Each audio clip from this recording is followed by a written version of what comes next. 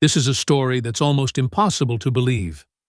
A man who once fought beside Joan of Arc, a hero of France, a nobleman, a general, an aristocrat, and a monster. Gilles de Rais. Today, we'd call him a serial killer, a psychopath, a beast in human form.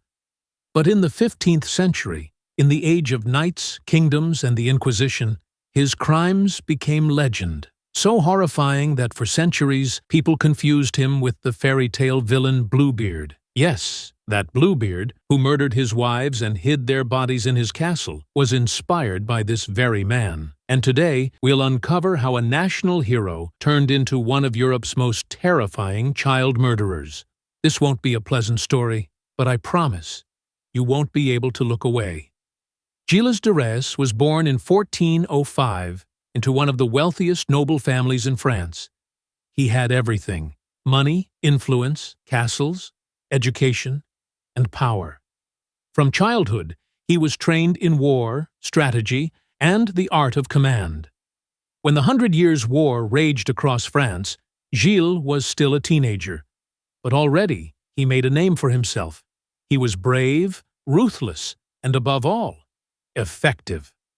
By the age of 25, Gilles had become one of the commanders in Joan of Arc's army.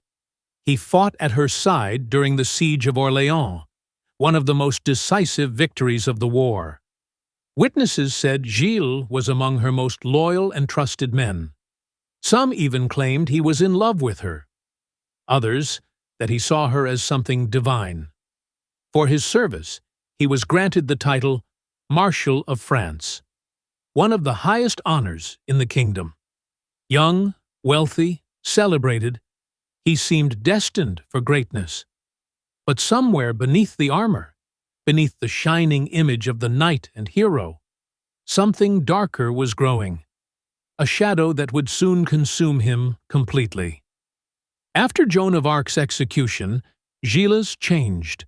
It was as if the spark inside him had died with her. He retired to his estates and began spending money faster than he could count it. He hosted lavish banquets, theatrical performances, and bizarre pageants where he himself played the lead roles. He decorated his halls with gold and jewels, imported silks, and armor forged by the best craftsmen in Europe. But no fortune lasts forever, and soon his wealth began to vanish. And when the gold ran out, something else appeared, an obsession. Gilles became fascinated by alchemy and the occult. He believed he could summon demons who would restore his lost fortune. He hired sorcerers, magicians, and alchemists, men who promised miracles.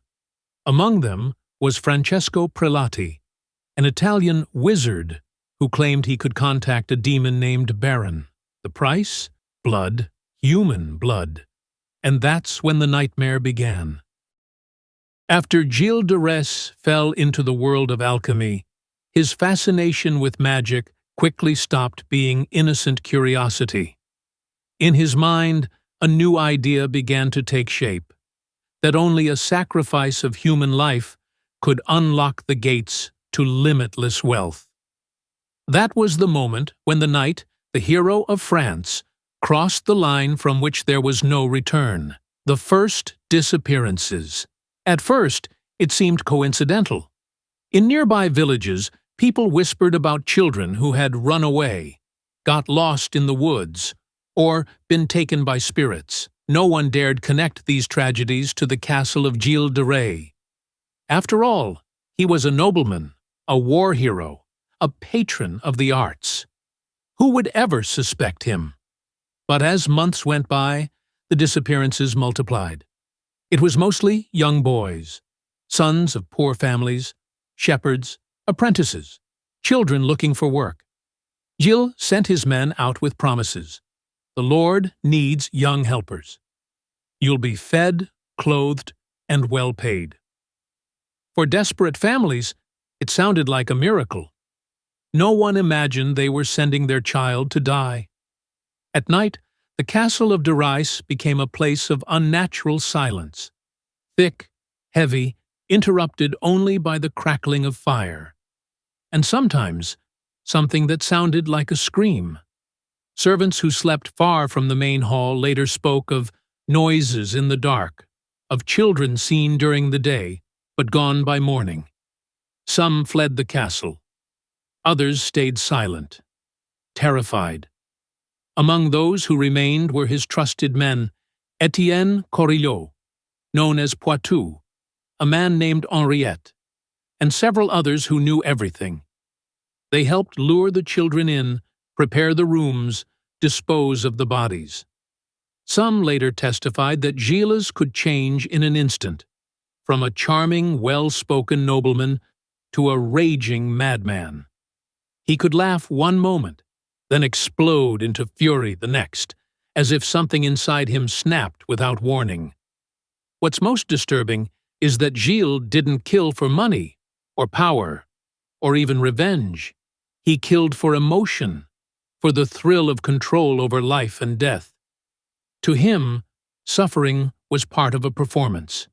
His rituals were like twisted theater. He dressed the children in fine clothes, lit candles around the room, and ordered his servants to stay silent. Witnesses said he treated these moments like art, a perverse play in which he was the director, the actor, and the god all at once. Afterward, he would sometimes pray to God, to demons, to anyone who might forgive him. It was as if he was trying to reconcile two worlds, the holiness he once saw in Joan of Arc, and the darkness that had now completely devoured him. The most horrifying part is that the truth came out only years later, and only because Gilles eventually became careless. During the investigation, authorities found evidence scattered throughout his estates. Remnants of clothing, trinkets belonging to missing children, even human remains hidden within the castle walls. One servant testified that Gilles ordered bodies to be burned in the fireplace, then commanded the ashes to be scattered so that nothing would remain. Another spoke of barrels filled with remains dumped in nearby forests under the cover of night. None of them could give a precise number of victims. Some said dozens, others over 200. No full record survived, but every testimony painted the same picture. The scale of horror was unimaginable. What unsettles historians the most is that Gilles never behaved like someone who knew he was doing evil. In his own confessions, he said he felt delight at the moment of death, that the sight of pain gave him purity and calm. He truly believed his victims were part of a spiritual ritual that would bring him knowledge and fortune. Some modern researchers suggest he suffered from severe psychosis, maybe schizophrenia, or a manic personality disorder, possibly worsened by war trauma. But in the 15th century, no one knew such terms. To people then, Gilles de Rais wasn't sick. He was possessed, and perhaps he truly was, not by demons from another world, but by something far more dangerous: himself. As the disappearances mounted, fear gripped the countryside. Parents stopped letting their children leave home. People locked their doors at night, praying for justice. But for years, no one dared act. How could they accuse a man who had once fought beside Joan of Arc, a marshal of France? The truth about Gilles's crimes spread like a plague, slowly seeping through the cracks of his castles until it could no longer be contained. And when it finally surfaced, it would lead to one of the most infamous trials in medieval history. But even power has its limits. In 1440, Gilles de Rais made a fatal mistake. He kidnapped and attacked a clergyman after a property dispute. That brought the church down on him. At first, the investigation was purely legal, about land ownership, but soon rumors began to surface. People whispered about missing children, about strange cries echoing from the castle walls at night, about piles of small clothing no one could explain. When the church began questioning locals, the puzzle pieces started to fit together, and the picture was horrifying. Gilles was arrested. The trial lasted several weeks. Witnesses came forward one after another. Villagers, parents, servants, accomplices. And through it all, Gilles sat calmly, head held high, as if still the noble knight he once was. But when the confessions were read aloud, something inside him broke. He confessed to everything. Not under torture, willingly. He said he wanted to cleanse his soul before death. He described the murders in chilling detail, not to boast, but as if recounting a dark ritual he couldn't control. On October 25, 1440, Gilles de Rais was hanged and burned in the city of Nantes. He was 35 years old. Some witnesses claimed he wept and begged for forgiveness. Others swore he smiled peacefully, as if finally freed from the darkness that had haunted him.